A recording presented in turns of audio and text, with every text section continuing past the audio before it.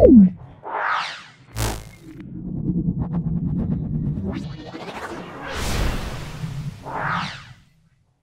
নাও আজকে আমাদের 10 নম্বর সেটটা, সেটা কৃষ্ণনগর কলেজিয়েট স্কুল গ্রুপ এর প্রশ্ন। প্রথম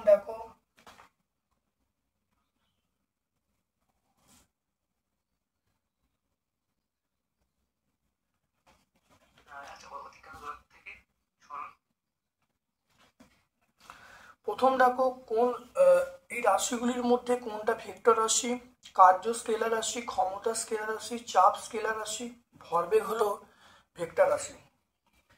তারপর দেখো এককবিহীন ভৌত রাশি। এককবিহীন ভৌত রাশি আমরা বলবো যার একক নেই, সেটা হলো আমরা একক নেই এমন একটা ভৌত রাশি, সেটা হলো আমরা বলবো পারমাণবিক গুরুত্ব।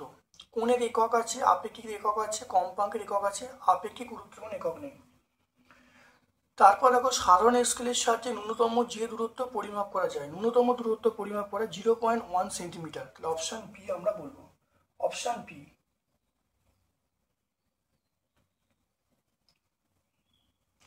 এরপরে চলে এসে একটি গতিশীল কণার দূরত্ব ডি বলা আছে, সরণ এস বলা আছে, কোনটি সম্ভব নয়? দূরত্ব ডি বলা আছে, সরণ এস বলা আছে, তাহলে দূরত্ব কখনো সরণের থেকে ছোট হবে না, তাহলে দূরত্ব সরণের থেকে সবসময় বড় হবে, তাহলে দূরত্ব সরণ, তাহলে অপশন সি আমরা বলবো। তারপরে দেখো রকেটের গতি যে নীতি অনুসারে চলে সেটা হলো ভরবেগ, রৈখিক ভরবেগ বলতে পারো, বা রৈখিক ভরবেগের সংরক্ষণ সূত্র, বা শুধু ভরবেগ বলতে পারো। ক্যাথোড রশ্মি হলো ইলেকট্রন কণার স্রোত। এম কক্ষে সর্বাধিক কটা ইলেকট্রন থাকতে পারে? এম কক্ষে মনে রাখবে কে এল এম, তাহলে এখানে এন এর মান 3, এন এর মান 3 হলে আমরা বলবো 2 ইন্টু 3 স্কোয়ার, তাহলে আমরা 18টা বলবো। হ্যাঁ, তাহলে অপশন সি বলবো। নিউটন বিহীন একটি পরমাণুর নাম আমরা বলবো প্রোটিয়াম, প্রোটিয়ামের সংকেত কি 1H1, তাহলে অপশন এ বলবো।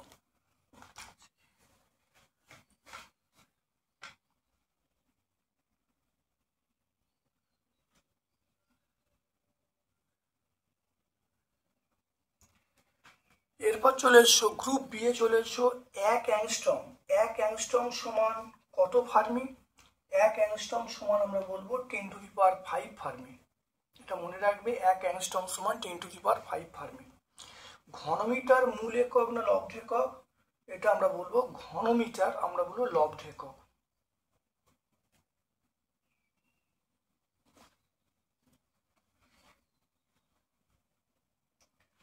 তারপর দেখো স্থিতাবস্থায় সমতরণে গতিশীল কণার সরণ সময় লেখচিত্র আঁকতে বলছে, দেখে নাও।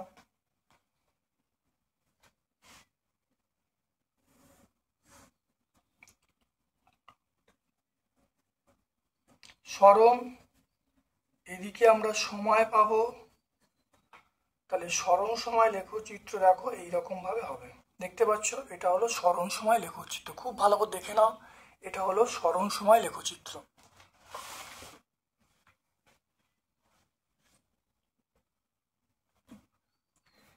তারপর দেখে নাও এমন একটি গতির উদাহরণ দাও যার বস্তুর বেগ এবং ত্বরণের মধ্যবর্তী কোণ 90°। এটা আমরা বলবো, দেখে নাও সরণ সময়। এরপর দেখো এটা সমবৃত্তীয় গতির ক্ষেত্রে,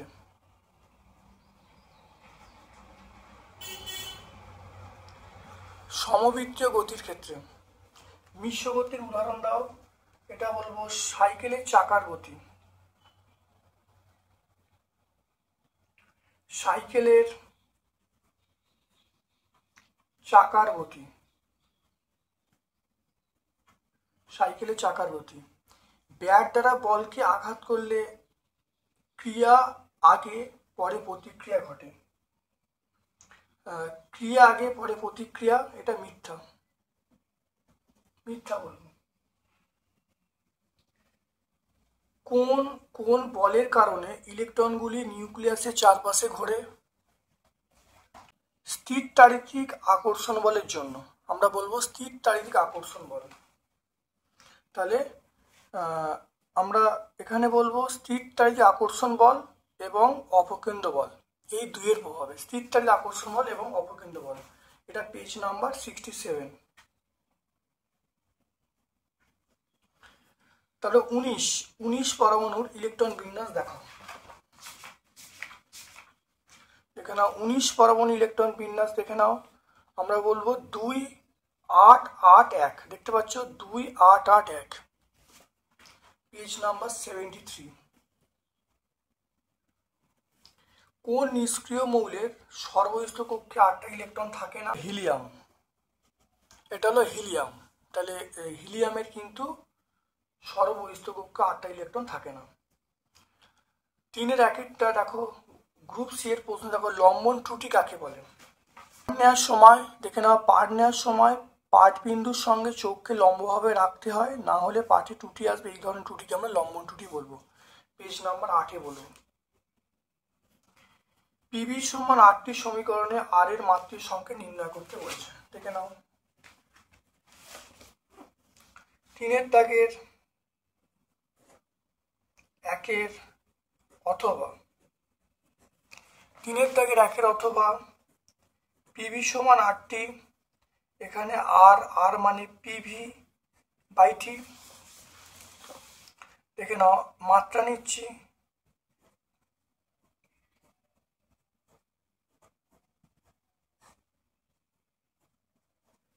পি এর মাত্রা আমরা জানি এম, পি এর মাত্রা M L to the power -1 T to the power -2। আয়তনের মাত্রা আমরা এল কিউব বলবো, আর টি মানে তাপমাত্রার মাত্রা থিটা। তাহলে দেখো, তাহলে এম দেখো এখানে দেখো 3 - 1 মানে 2, আর টি টু দি পাওয়ার -2 আর থিটা টু দি পাওয়ার -1। তাহলে এম দেখে নাও এম এল স্কোয়ার। তাহলে দেখে নাও এটা দেখো 3 থেকে একবার, তাহলে 2, এখানে -2, এটা -1। তাহলে M L square T to the power -2 theta to the power -1।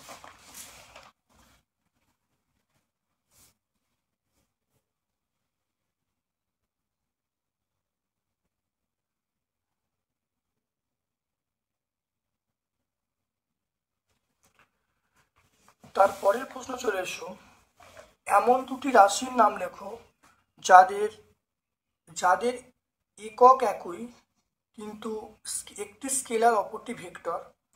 এটা আমরা বিগত স্কুলে করেছিলাম। দেখে নাও আমরা 3 নম্বর স্কুলটায় দেখো অবশ্যই সলভ করেছি। দেখো একটা স্কেলার, তাহলে স্কেলার বলতে ত্রুটি বলবো, স্কেলার বলতে ত্রুটি, আর ভেক্টর বলতে আমরা বলবো বেগ।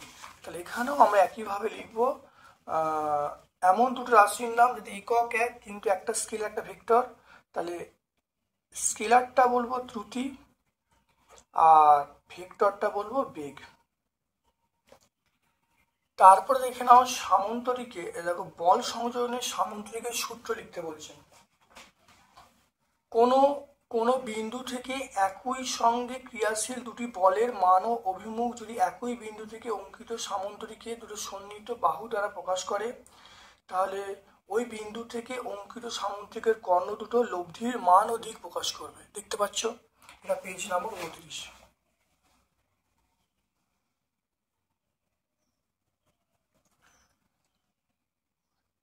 তারপর দেখো 4-এরটা, একটি কণা স্থির অবস্থায় টি সেকেন্ডে আলফা ত্বরণে, এরপর টি সেকেন্ডে বিটা মন্দনে চলে, তাহলে গড় দ্রুতি নির্ণয় করতে বলছে। কণাটির বেগ, কণাটির প্রাথমিক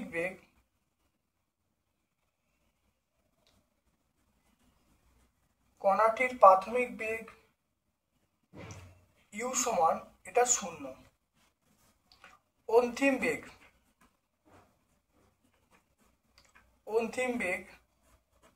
ভি, অন্তিম বেগটা ভি।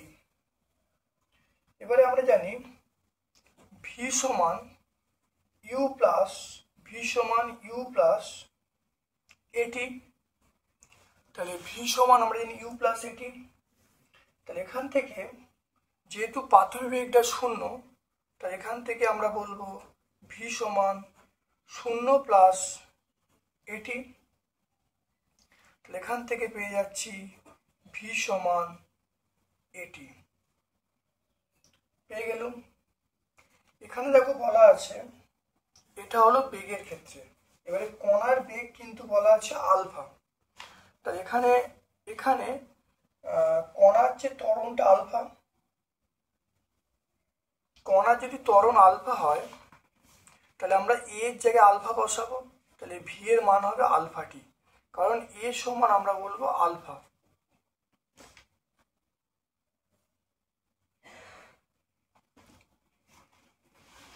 এটা প্রথম ক্ষেত্রে। দ্বিতীয় ক্ষেত্রে এবার দেখো দ্বিতীয় ক্ষেত্রে, তাহলে প্রাথমিক বেগ দ্বিতীয় ক্ষেত্রে এটা ভি হবে, আর অন্তিম বেগটা 0 হবে। তাহলে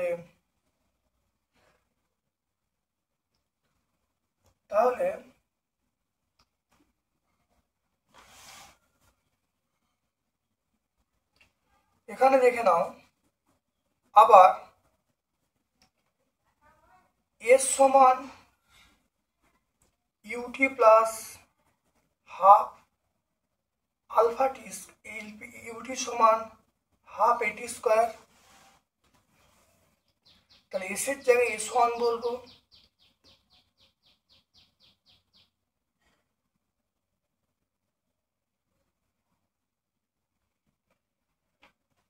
তাহলে ইউটা 0 প্লাস হাফ, এটা এর জায়গায় আলফা বলবো, আলফা টি স্কোয়ার।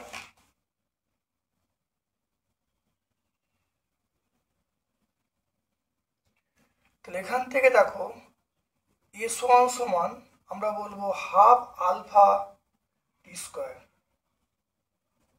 তাহলে S1 সমান আমরা বলবো হাফ আলফা টি স্কোয়ার।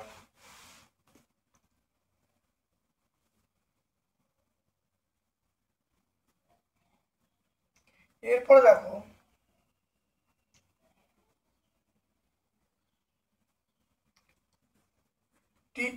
টি সেকেন্ডের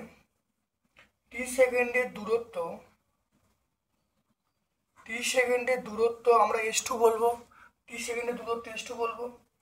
তাহলে S2 সমান দেখো আমরা বলবো ভিটি মাইনাস হাফ বিটা টি স্কোয়ার।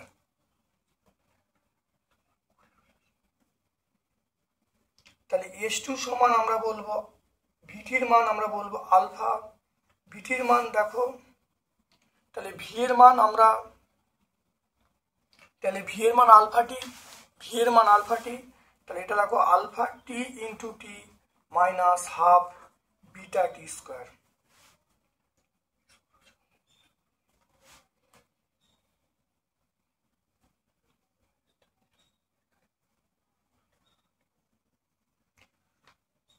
তাহলে এটা পেয়ে গেলুম।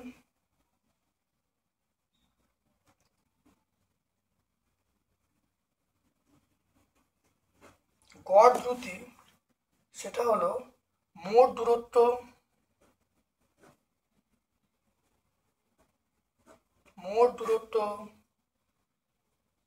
বাই আমরা বলবো মোট সময়, মোট দূরত্ব বাই মোট সময়। তাহলে মোট দূরত্ব মানে S1 প্লাস S2, আর মোট সময় মানে আমরা বলবো টি প্লাস টি। তাহলে S1 এর মান দেখো হাফ আলফা টি স্কোয়ার, তাহলে S1 এর মান দেখো half alpha t square. S2 এর মান দেখো করছি alpha t square minus half beta টি স্কোয়ার। তাহলে এখানে করছি, দেখে নাও, তাহলে alpha t square minus half beta টি স্কোয়ার, এটা আমরা বলবো 2t বলবো। তাহলে এখান থেকে দেখো হাফ,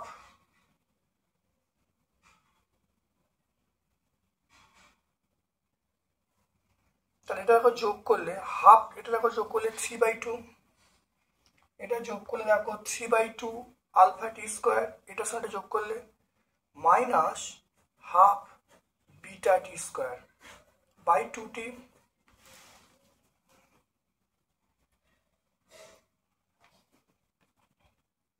তাহলে এখান থেকে দেখো half t square 3 alpha minus beta by 2t। এটা করলে কত হবে দেখে নাও। তাহলে কেটে গেল, তাহলে 1/4 এটা হলো 3 আলফা মাইনাস বিটা। তাহলে গড় দুটি পেয়ে গেলাম এইটা।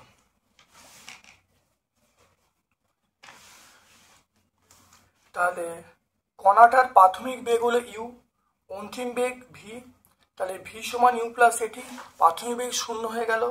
তাহলে এখানে দেখো ভি সমান এটি, তাহলে এ এর মান আলফা, তাহলে ভি সমান আলফা টি। দেখো প্রাথমিক এটা হলো এটা। এবার দেখো আমরা জানি এর সমান u t plus half a t square, এটা মানটা বসালুম। তাহলে এ সমানের মান আমি এখানে পেয়ে গেলুম। এবার এটা হলো প্রথম ক্ষেত্রে। দ্বিতীয় ক্ষেত্রে দেখে নাও, প্রাথমিক বেগ ভি, অন্তিম বেগ 0, তাই টি সময় দূরত্ব s2, তাহলে s2 সমান ভিটি মাইনাস হাফ বিটা টি স্কোয়ার। তাহলে এখানে দেখো ভি এর মান বসিয়ে দিয়েছি, ভি এর মান আলফা টি, মানটা বসিয়ে দেখো s2 সমান alpha t square minus half beta টি স্কোয়ার। তাহলে গড় দ্রুতি মানে হলো দেখো মোট দূরত্ব বাই মোট সময়। তাহলে s1 এর দেখো মান বসিয়েছি, s2 দেখো মান বসিয়েছি, তাহলে বসিয়ে দেখো মোট সময় মানে টি প্লাস টি। তাহলে করলে দেখো এখানে উত্তর আসছে, দেখো এখানে দেখে নাও। তাহলে এইটা half alpha t square plus alpha t square করলে 3/2 আলফা টি স্কোয়ার, এটা হলো মাইনাস হাফ বিটা টি স্কোয়ার। এখানে দেখো 1/2 টি স্কোয়ার যদি কমন নিই, তাহলে এখানে দেখো 3 alpha minus beta by 2t, এটা 1/4 into T 3 alpha minus beta.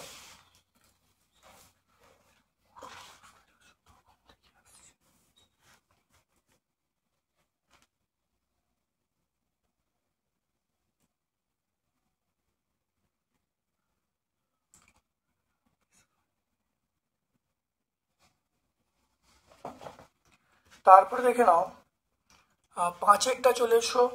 একটি স্পর্শহীন বলের নাম লেখো। একটি স্পর্শহীন বল আমরা বলবো চৌম্বক বল। তাহলে চৌম্বক বল, তড়িৎ বল, এটা হলো স্পর্শহীন বল। 5 কেজি ভরের বস্তুকে মেঝের ওপর স্থির অবস্থায় আছে, লম্ব প্রতিক্রিয়া বলের মান কত? নম্বর দেখো, তাহলে এম এর মান পেয়ে গেছি 5 কেজি। তাহলে বস্তুর ওজন কত? ওজন মানে ডব্লিউ সমান এম জি। এম এর মান 5, জি এর মান 9.8 করলে এটা আমরা বলবো দেখো 49 নিউটন। তাহলে এটা গুণ করলে হবে 49 নিউটন। তাহলে তাহলে প্রতিক্রিয়া বল এখানে কি বলেছে? তাহলে প্রতিক্রিয়া বল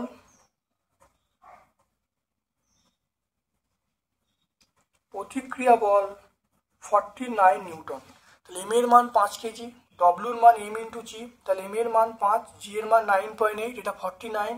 তাহলে প্রতিক্রিয়া বল 49 নিউটন।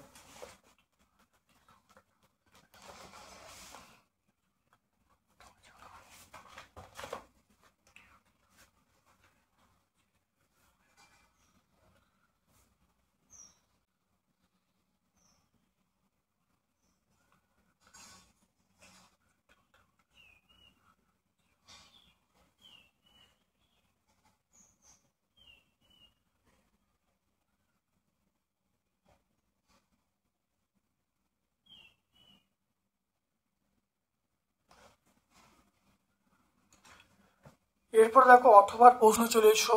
অথবার প্রশ্ন, একটি বস্তুকে ইউ বেগে উপরের দিকে উৎক্ষিপ্ত করা হলো, বস্তুটির শেষ সেকেন্ডে কতটা দূরত্ব উঠবে?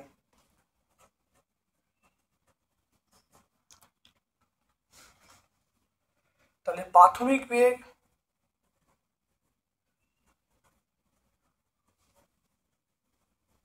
ইউ, অন্তিম বেগ ভি,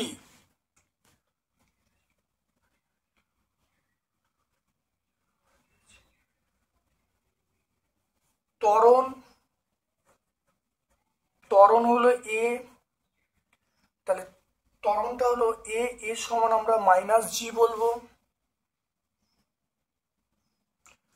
তাহলে এখানে দেখে নাও টিতম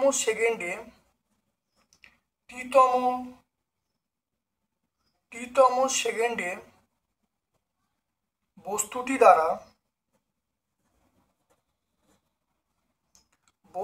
দ্বারা অতিক্রান্ত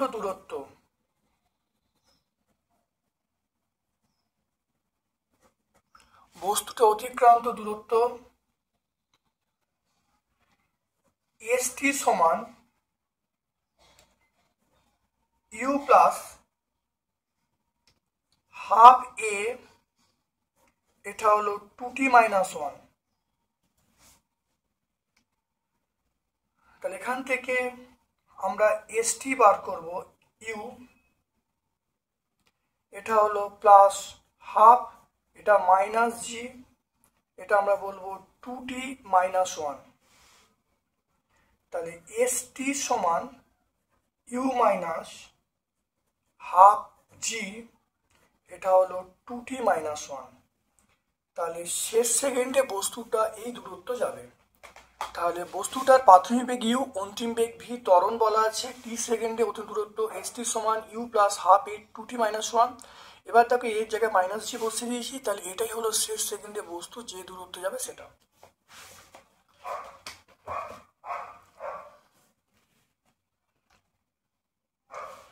এরপরে দেখো রাদারফোর্ডের আলফা কণা পরীক্ষায় দুটি সিদ্ধান্ত লিখতে বলছে। আলফা কণা পরীক্ষায় দুটো সিদ্ধান্ত, 1 নম্বর হলো পরমাণুর বেশিরভাগ স্থান ফাঁকা, 2 নম্বর হলো পরমাণুর কেন্দ্রকে ধনাত্মক চার্জযুক্ত আধান বর্তমান, 3 নম্বর পয়েন্ট হলো যে কিছু আলফা কণা সামান্য বিক্ষিপ্ত হয়, কিছু আলফা কণা 180 কোণে বিক্ষিপ্ত হয়। তাহলে 66 পেজ। সমসংখ্যক ইলেকট্রন বিশিষ্ট একটি ক্যাটায়ন একটি অ্যানায়নের উদাহরণ দিতে বলছে।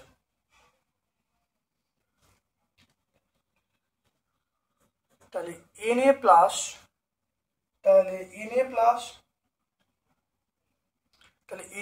এর ইলেকট্রন কটা? এটা 11টা। তাহলে 11 মাইনাস 1 মানে 10।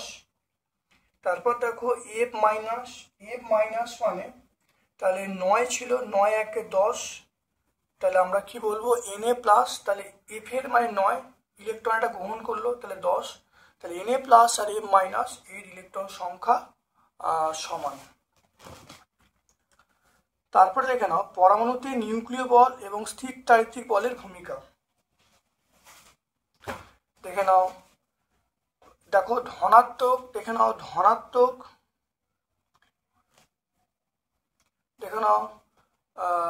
ধনাত্মক আধানযুক্ত, তাহলে ধনাত্মক আধানযুক্ত নিউক্লিয়াসকে কেন্দ্র করে ঋণাত্মক আধানযুক্ত ইলেকট্রন ঘুরে বেড়াচ্ছে স্থির চারিত্রিক বলের প্রভাবে। এর সঙ্গে বিপরীত দিকে কাজ করছে অপকেন্দ্র বল, ফলে এখানে একটা সুস্থিত নিউক্লিয়াসগুলি পরমাণুর মধ্যে একটা সুস্থিতি বজায় থাকছে। তাহলে পরমাণুর একটা সুস্থিতি বজায় থাকছে। আর নিউক্লিয় বল কি করছে? দেখো নিউক্লিয়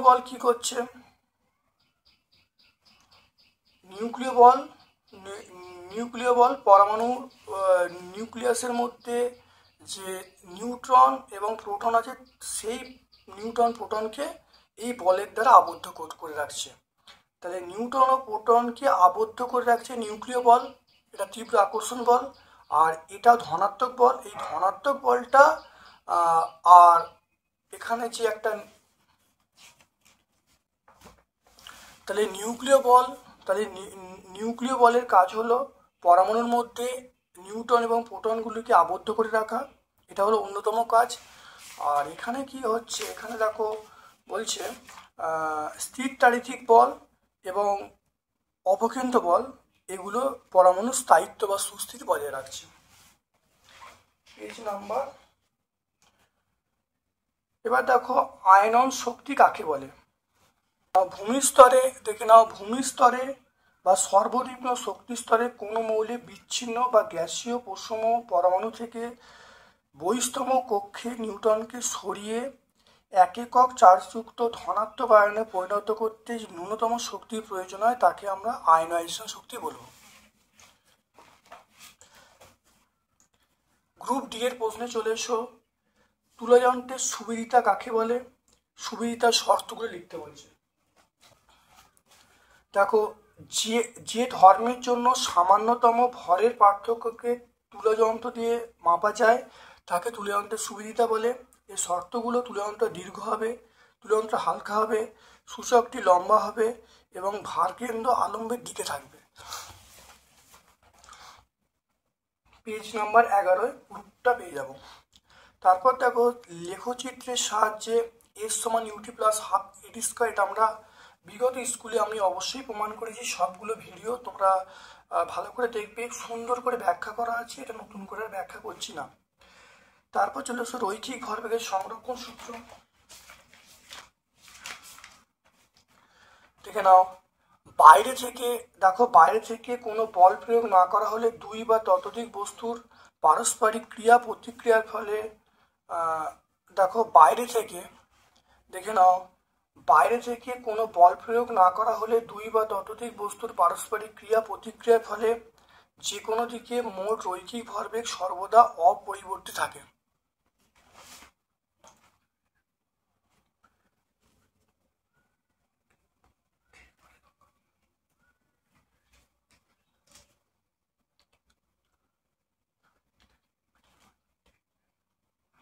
তারপরের প্রশ্ন চলে এসো, পাঁচ কেজি ভরে একটি বস্তু 20 সেমি পার সেকেন্ড বেগে দুটি খণ্ডে ভেঙে গিয়ে 2 কেজি ভরের একটি বস্তু 30 সেমি পার সেকেন্ড এবং গতি বিপরীতে ছিটকে গেল।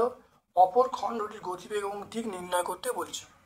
বস্তুর ভর m সমান 5 কেজি, এটা বলবো 5000 গ্রাম। বেগ v সমান 20 সেমি পার সেকেন্ড। প্রাথমিক ভরবেগ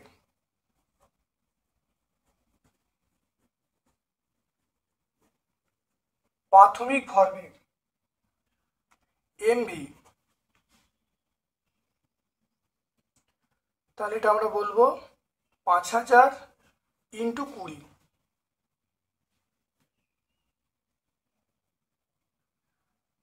এত গ্রাম সেমি পার সেকেন্ড। দেখে নাও, প্রথম খণ্ডটির ভর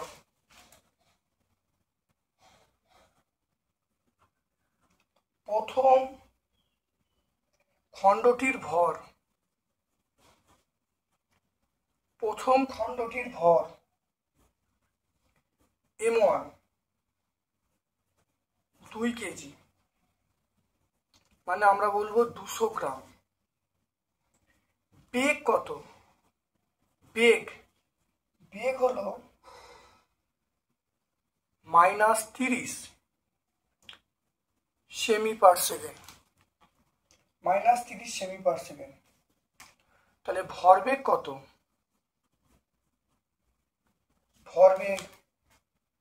সেটা হলো m1 v1। ভরবেগ মানে m1 v1, এটা m1 এর মান, এটা হলো 2000, m2 এর মান 30, এটা গ্রাম সেমি পার সেকেন্ড। এটাও করলে কথা হবে, দেখে নাও, 60,000 গ্রাম সেমি পার সেকেন্ড।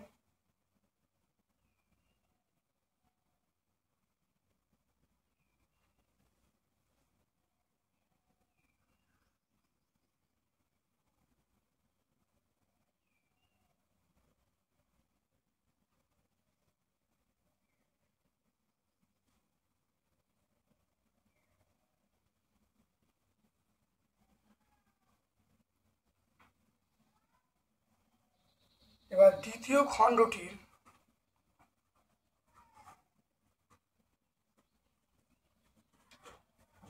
খণ্ডটির ভর m2 সমান, এটা বলবো 5 - 2,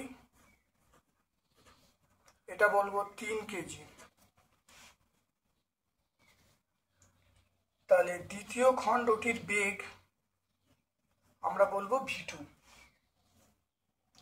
তা রৈখিক ভরবেগের সংরক্ষণ সূত্র অনুসারে আমরা লিখব সেটা হলো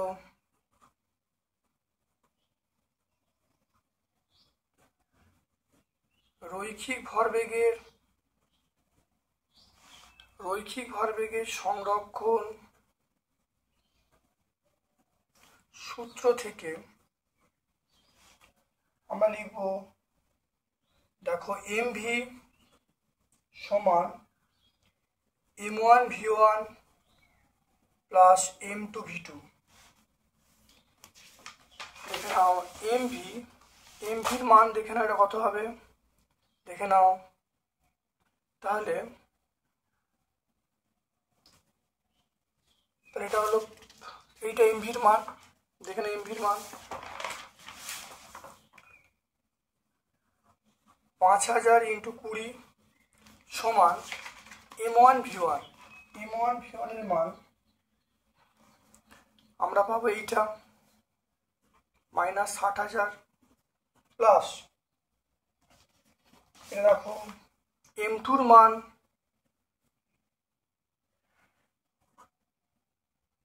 (3000 v2)।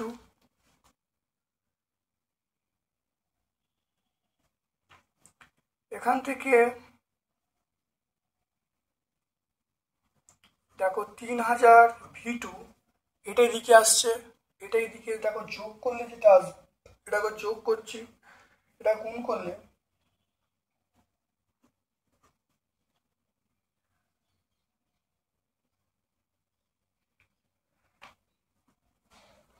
এটা প্লাস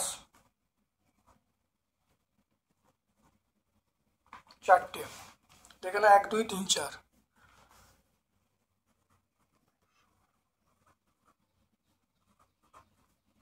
এটা হলো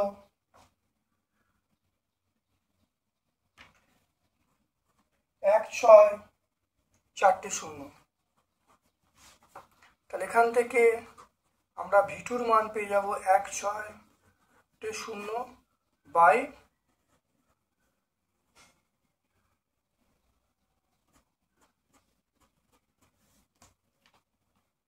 তাহলে 160/3।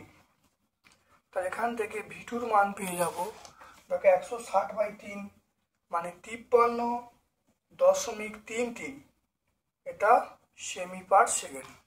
দেখে নাও ভালো করে। প্রথমে দেখো বড়টার ভরবেগ বার করা হলো, দেখে নাও প্রাথমিক ভরবেগ m × v বসিয়ে দেখো 50,000 × 20 করে গ্রাম সেমি পার সেকেন্ড। প্রথম খণ্ডটার ভরবেগ বার করা হলো, যেহেতু দেখে নাও বিপরীত দিকে আছে একটা মাইনাস ধরা হলো, তাহলে এটা হলো মাইনাস ধরলাম, তাহলে ভরবেগ পেয়ে গেলাম এইটা m1 v1। তাহলে প্রথমটার ভর দেওয়া আছে, বেগ দেওয়া আছে, তাহলে ভরবেগ m1 v1 করা হলো। তাহলে ভরবেগের মানটা দেখো বসিয়ে এটা দেখো -60,000 গ্রাম সেমি পার সেকেন্ড। দ্বিতীয়টা বার করা হলো, মোট 5 কেজি, তার থেকে 2 কেজি ভাগ হয়েছে, তাহলে 5 - 2, তাহলে ভর আছে কত, সেটা 2 কেজি, আর বেগটা v2 পেয়ে গেছি। তাহলে রৈখিক ভরবেগের সংরক্ষণ সূত্র থেকে আমরা জানি যে প্রাথমিক ভরবেগ সমান অন্তিম ভরবেগ, তাই করা হয়েছে, মানটা বসিয়ে দেখো এখানে v2 মানটা পেয়ে গেছি, অর্থাৎ দ্বিতীয় অন্তিম খণ্ডটির যে বেগ সেটা এইটা। তাহলে অপর খণ্ডটির বেগ, তাহলে অপর খণ্ডটির বেগ এটা হলো 53.33 সেমি পার সেকেন্ড। দিকটা মানে অভিমুখটা কি হবে, অভিমুখটা হবে যে বস্তুর দিকে, মানে আসল যে বস্তুটা ছিল প্রকৃত বস্তু, আসল বস্তুর দিকে হবে, আসল বস্তুর দিকে, মানে আসল বস্তুটা, মানে আসল যে বস্তু 5 কেজি, আসল বস্তু বলতে 5 কেজি বস্তুটা যে দিকে ছিল সেই 5 কেজি বস্তুর দিকে থাকবে।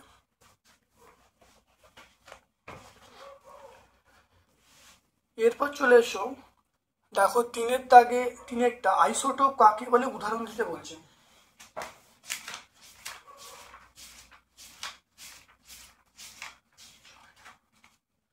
আইসোটোপ দেখো কোনো মৌলের বিভিন্ন পরমাণু যাদের পারমাণবিক সংখ্যা একই কিন্তু নিউক্লিয়াসে বিভিন্ন সংখ্যক নিউট্রন থাকার জন্য ভর সংখ্যা আলাদা হয় তাদের আইসোটোপ বলে।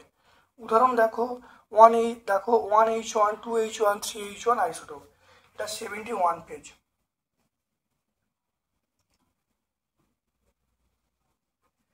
তারপর দেখো আইসোটোপগুলি রাসায়নিক ধর্ম এক থাকে কেন। দেখো আইসোটোপগুলি রাসায়নিক ধর্ম অভিন্ন হয় কেন। দেখে নাও আইসোটোপগুলি পারমাণবিক সংখ্যা সমান হয়, প্রোটন সংখ্যা অপরিবর্তিত থাকে, নিউট্রন সংখ্যা ভিন্ন হয়। আমরা জানি মৌলে পারমাণবিক ক্রমাঙ্ক, প্রোটন সংখ্যা হলো মৌলে মূলগত ধর্ম, তাই আইসোটোপগুলি রাসায়নিক ধর্ম অভিন্ন হয়।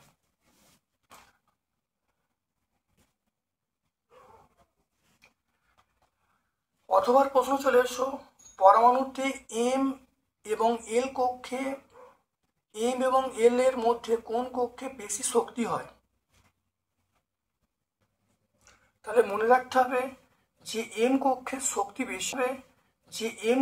শক্তি বেশি হবে, যত দূরে যাওয়া যায় শক্তির মানটা তত বেশি হবে, তাহলে এম কক্ষে বেশি হবে। পরমাণুর ইলেকট্রন দ্বারা শক্তির বিকিরণ কখন ঘটে। শক্তির বিকিরণ ঘটবে যখন উচ্চ শক্তি স্তর থেকে নিম্ন শক্তি স্তরে আসবে।